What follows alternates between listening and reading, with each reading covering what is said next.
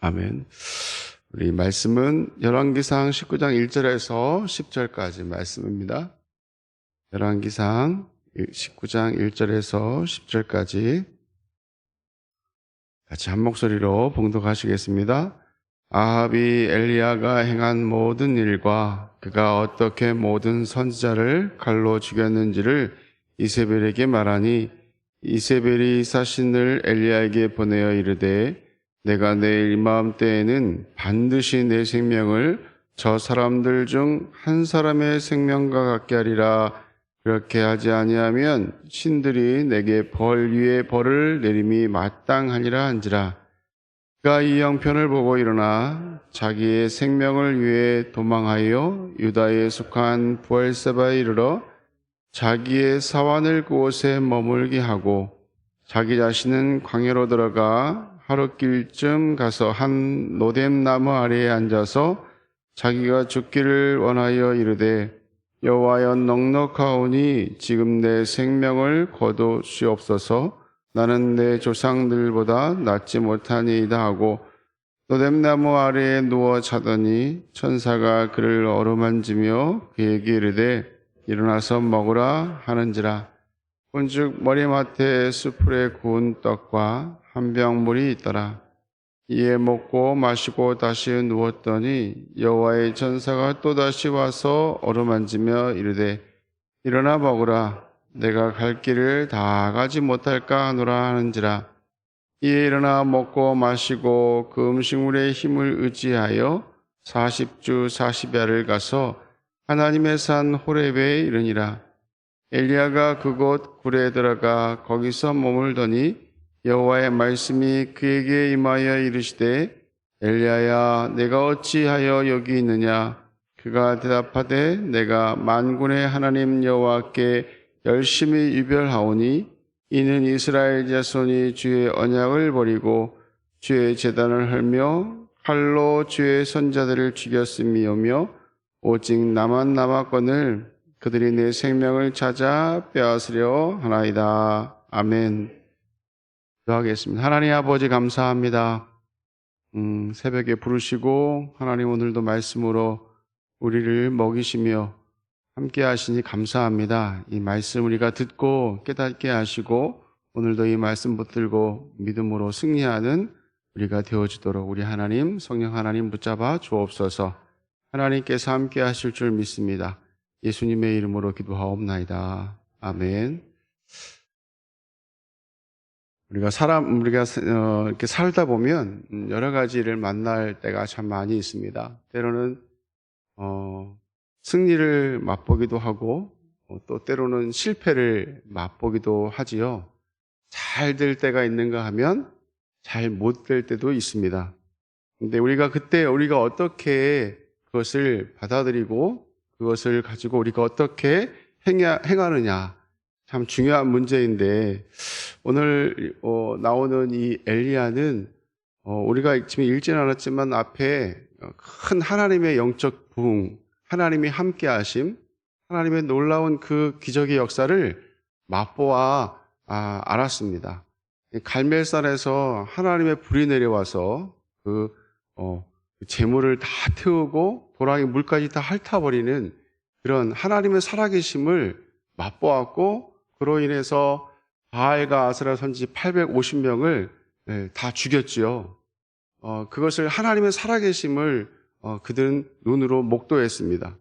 그래서 굉장히 마음이 이렇게 올라와 있을 수도 있는 것이죠. 영적으로 굉장히 막 뜨거워져 있는 그런 상태일 수 있습니다. 예전에 우리 어떤 부흥 목사님이 늘 말씀하시기를 부흥회를 많이 하죠. 부흥회를 하면 말씀으로 우리가 뜨거워지죠. 뜨거워지고 그럴 때 집에 가서 조심해라, 그런 얘기를 많이 해요. 교회에서 굉장히 은혜를 굉장히 받고 막 뜨거웠는데 집에 가면 누가 기다려요? 네? 집에 가면 집이나 밖에 상황들은 이 악한 마귀가 저것 한번 털어먹어야겠다 이런 생각을 가지고 막 시험이 온다는 거예요. 그럴 때 조심해라, 그런 말씀들을 많이 하시더라고요. 우리가 영적으로 막 뜨거웠을 때 악한 마귀는 우리를 가만히 냅두지 않습니다. 우리 어떻게든지 그것을 털어먹을 수 있도록 막 준비하고 계획하고 하는 일들이 있어요. 오늘 이 엘리야는 이런 영적인 부흥과 하나님이 함께 하심과 하나님의 놀라운 이적과 기적을 봄을 통하여 뭔가 변화될 것이라고 생각되었지요. 많은 사람들이 그것을 보았으니까 저 사람들이 그 여호와 하나님을 믿고 정말 나를 따르는 사람도 많이 있을 것이고 내가 하는 모든 이것을 통해서 이 나라가 변화될 수도 있었다. 왜냐하면 그곳에 누구도 있었으니까? 아합도 있었으니까. 아합 왕이 있었으니까 나라를 통치하는 왕이 있었으니까 뭔가 영적인 바람이 확 불어서 바뀔 수 있겠다라고 생각하는 그런 생각이 있었는데 돌아오는 것은 무엇이냐면 오늘 1절 말씀 보면 아합이 엘리야가 행한 모든 일과 그가 어떻게 모든 선자를 칼로 죽였는지 누구한테 이야기를 해요? 이세벨에게 이야기합니다. 근데 어떻게 이야기를 했는지를 잘 모르겠지만 분명히 똑같은 상황들을 얘기했을 거라는 생각이 들어요. 근데 이세벨의 반응은 뭐냐면 2절에 이세벨이 사신을 엘리야에게 보내어 이르되 내가 내일 이맘때에 반드시 내 생명을 저 사람들 중 한 사람의 생명과 같게 하리라. 저 사람들 중 한 사람이라면 무엇을 이야기할까요? 바알과 아스라 선지자들 죽임을 당했잖아요. 그것처럼 너도 죽일 것이다 이렇게 이야기합니다. 맹세까지 합니다. 그러니 이 엘리야의 입장에서는 이게 봉찐다 그럴까요? 이게 무슨 반응이지? 라고 하는 생각이 들었을 것 같아요. 그러니까 이 엘리야가 그때 하나님께 무릎을 꿇고 기도하고 하나님을 의지하고 바라봐야 되는데 중요한 것은 엘리야를 우리가 탓할 수 없는 부분일 수도 있겠다라는 생각이 드는데 왜냐하면 우리도 만약에 그런 상황들이 있을 때 우리도 나는 어떻게 반응할 것인가에 대한 생각이 들더라고요. 3절 말씀에 이렇게 이야기합니다. 3절 말씀 같이 한번 읽어볼까요? 그가 이 형편을 보고 일어나 자기의 생명을 위하여 도망하여 유다에 속한 브엘세바에 이르러 자기의 사안을 그곳에 머물게 하고.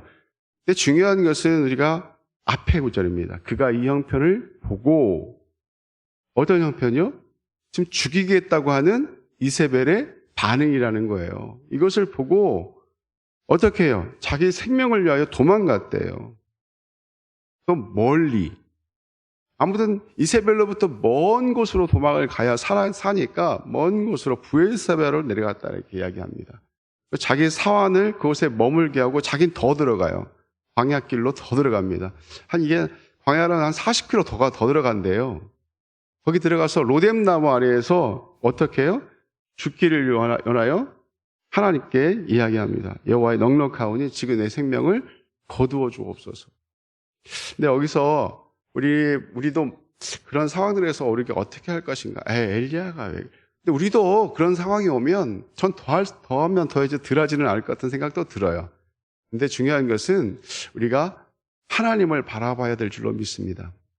그가 이 형편을 보고 우리는 상황을 봐요. 상황을 볼 때가 참 많이 있습니다. 어려운 일이 생기면 하나님을 바라봐야 되는데 자꾸 뭘 바라봐요? 그 상황과 형편을 자꾸 바라보게 되어 있어요. 그리고 어떻게 생각합니까? 하나님께 기도하고 하나님이 하시라는 말씀을 따라 살아가야 되는데 우리가 그 말씀을 따라 살아가기보다는 내 머리 이성을 쫓아가요. 어떻게 하면 살 것인가? 어떻게 하면 이걸 비껴갈 것인가? 사람을 찾게 되고 물질을 찾게 되고 어떤 환경을 찾게 된다는 것이죠. 하나님을 바라보면 우리가 그것을 하나님께서 그것을 극복하도록 해 주실 것입니다. 이런 믿음이 있어야 돼요. 왜냐하면 엘리야가 지금 뭘 봤어요? 전날 하나님이 놀랍게 역사하시는 것을 그는 보았어요. 그리고 3년 반 동안 내리지 않아도 비가 내렸던 것을 그는 보았고 자기가 그렇게 행했어요. 그럼에도 불구하고 죽이겠다고 하는 이 이세벨의 위협 앞에 그는 영적인 침체에 빠지고 만다는 것이지. 우리도 이럴 수 있다는 것입니다. 하나님을 바라보면 그것을 하나님 말씀 따라 살아가면 우리가 그것을 극복해낼 수 있지만 우리가 상황과 환경을 보면 넘어지고 자빠지게 되어져 있는 것입니다. 우리가 베드로가 배를 타고 가죠. 제자들과 함께. 그럴 때 막 풍랑이 입니다. 그때 저 멀리서 시커먼 물체가 다가오죠. 그래서 제자들이 뭐라고 이야기합니까? 유령이다. 그렇게 이야기합니다. 예수님께서 말씀하시죠. 내니 두려워하지 마라. 그럴 때 베드로가 뭐라고 이야기합니까? 주님이고 나를 오라 하소서 그렇게 이야기합니다. 그들은 지금 풍랑 때문에 어때요? 굉장히 힘이 들고 어려웠습니다. 두렵고 무서웠습니다. 그런데 베드로가 주님이라고 말씀을 듣고는 말하죠. 주님 나를 오라 하소서. 지금 어디로 오라는 거예요? 일렁이는 그 파도 위로 오게 해달라는 거예요. 어떻게 그런 믿음이 생겼는지를 모르겠어요. 주님이라는 소리가 들으니까 그냥 믿음이 생겼던 것 같아요. 그러니까 그가 무리를 어떻게 합니까? 걸어요. 막 일렁이는 그 파도를 걸어서 갑니다. 주님을 바라보고 주님을 보면서 갈 때는 그가 파도를 막 그 바다를 무리를 걸어가지만 그때 어떻게 하죠? 그가 일렁이는 파도를 보게 된다는 거예요. 일렁이는 파도를 보니까 어떻게 됩니까? 물속으로 빠져들었다 이야기합니다. 우리가 하나님을 바라보고 정말 믿음으로 주님을 우리가 바라보면 우리가 일렁이는 파도를 걸을 수 있지만 그 상황과 형편을 보면 물속에 빠져들 수밖에 없는 것이 우리 연약한 존재라는 것이죠. 이 엘리야도 우리와 같은 똑같은 사람이다라고 하는 생각이 듭니다. 이런 굉장히 상황과 형편을 보니 그도 영적인 침체에 빠지고 어려운 가운데 힘들어하는 모습을 보게 되는 것입니다. 우리가 실패할 때, 넘어질 때, 그럴 때 우리는 누구를 바라봐야겠죠? 하나님을 바라봐야 될 줄로 믿습니다. 하나님 말씀을 쫓아 살아가야 하는 것이에요. 그렇지 못하면 넘어지고 자빠지는 거죠. 누구처럼? 엘리야처럼. 엘리야도 별 수 없구나. 사람이란 생각이 들어요. 대선지자라고 하지만 엘리야 또한 그런 모습, 인간의 성정을 가지고 있기 때문에 연약한 모습을 갖게 됩니다. 그런데 또 육체적으로도 굉장히 힘들었겠죠. 육체적으로도 힘들고 막 육체적으로 소진되어 있으니까 우리가 영적인 침체에 빠지는 이유 중에 하나가 뭐냐면 상황과 형편을 바라보기도 하지만 육체적으로도 굉장히 힘들 때, 그래서 체력이 옛날에 국력이다 그런 얘기 하잖아요. 우리 육체적으로 건강해야 무슨 일이든지 또 할 수 있는 것입니다. 육체적으로 힘이 들면 우리 영적인 부분들도 힘이 들어요. 따라가는 것 같아요. 그래서 하나님께서 그러한 엘리야를 책망하시거나 그를 막 몰아세우거나 잘못했다고 이야기하지 아니하시고 하나님이 대하셔요. 어떻게 대하시냐면 노뎀나무 아래에서 죽기를 간구하고 있는 이 엘리야를 5절 말씀 같이 읽어보겠습니다. 노뎀나무 아래에 누워 자더니 천사가 그를 어루만지며 그에게 이르되 일어나서 먹으라 하는지라. 하나님께서는 정말 이 낙담해 있는, 절망에 빠져 있는, 정말 죽기를 구하고 있는 엘리야를 찾아오셔서 책망하시지 않으시고 어루만지시며 그에게 먹을 것을 주십니다. 육체적으로 소진되어져 있는 그를 위로하시고 먹을 것을 주시죠. 예수님께서 베드로를 찾아오시죠. 예수님을 3번이나 모른다고 부인하고 지금 자기 고향으로 돌아가서 지금 어부로서 그 일을 하고 있는 그 베드로를 찾아가십니다. 저 같으면 베드로를 찾아가서 욕해 줄 것 같아요. 야, 내 이놈아, 3년 동안 내가 그렇게 가르치고 그렇게 했는데 말이지 어떻게 나를 3번이나 모른다고 부인하고 지금 뭐 하는 짓것이야 막 그랬을 것 같은 생각이 들어요. 이거 이 멍청한 놈 그러면서 막 그랬을 것 같은 생각이 드는데 예수님은 그렇게 하지 아니하시죠? 어떻게 합니까? 예수님은 그 베드로를 위로하십니다. 네가 나를 사랑하느냐 물어요. 네가 나를 사랑하느냐? 몇 번 묻습니까? 3번 묻습니다. 그러니까 그러면서 위로하시면서 다시 한번 주님을 위해 헌신하는 자로 쓰임받게 또 베드로를 세우신 것처럼 하나님은 이 낭망에 있고 절망에 빠져 있는 그 엘리야를 찾아가셔서 위로하시고 그를 어루만지시며 먹을 것을 주시고 다시 한번 새 힘을 허락해 주시는 것을 우리는 볼 수 있습니다. 그러한 하나님을 우리가 의지하고 바라봐야 될 줄로 믿습니다. 그래서 항상 우리가 세상에 여러 가지 어려움들이 있을 수밖에 없어요. 어려운 일이 없는 그런 사람은 없을 것입니다. 작든 크든 간에 그런 어려움들이 있을 때 우리는 주님을 바라봐야 될 줄로 믿습니다. 그러한 주님을 바라보는 믿음이 우리에게 있어야 되는데 이게 쉽지 않다는 거예요. 어저께 우리 담임 목사님 말씀하신 것처럼 성령의 충만함이, 성령의 역사가 없으면 참 우리 힘으로는 감당하기가 쉽지 않다는 것이죠. 그래서 우리가 기도할 때마다 성령의 역사하심, 성령의 붙드심이 있기를 우리는 구해야 될 줄로 믿습니다. 내 힘, 내 뜻대로가 아니라 성령께서 역사하셔서 오늘도 힘있게 주님 의지하면서 믿음으로 살아낼 수 있도록 하나님 도와주옵소서. 우리는 이렇게 부르짖고 또 주님 앞에 간구해야 될 줄로 믿습니다.